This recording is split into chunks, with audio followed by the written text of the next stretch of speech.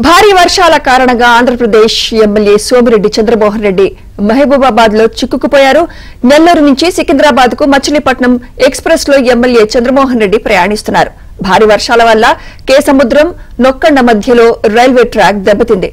దీంతో ఆ మార్గంలో ప్రయాణించే రైళ్లు ఎక్కడికక్కడే నిలిచిపోయాయి.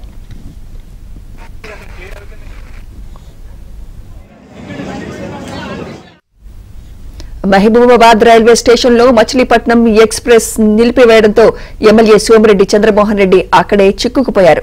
వెంటనే మాజీ మంత్రి ఎర్రబెల్లి దయాకర్ రావుకు సమాచారం ఇచ్చారు. మహబూబాబాద్ లో స్థానికంగా ఓ నేత ఇంట్లో ఎమ్మెల్యే సోమిరెడ్డికి బస ఏర్పాటు చేశారు. అనంతరం మరలా ట్రైన్ ఎక్కించినట్లు ఎమ్మెల్యే సోమిరెడ్డి చంద్రమోహన్ రెడ్డి తెలిపారు.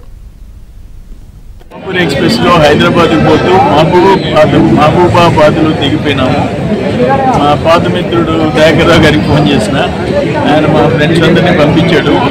ఫైనల్గా మేము అందరం మా ఫ్రెండ్స్తో కూడా కలిసి రామ్మోహన్ రావు గారు డాక్టర్ పాల్వాయి రామ్మోహన్ రావు గారు డాక్టర్ గారి ఇంట్లో ఫ్రెష్ అప్ అయ్యి బ్రేక్ఫాస్ట్ చేసి వచ్చాం. ఇంతలోపల సెక్రటరీ వీళ్ళందరూ అనుకోకుండా ఫ్లైట్లో ఇరుక్కొని వీళ్ళందరినీ చూసే అవకాశం కలిగింది.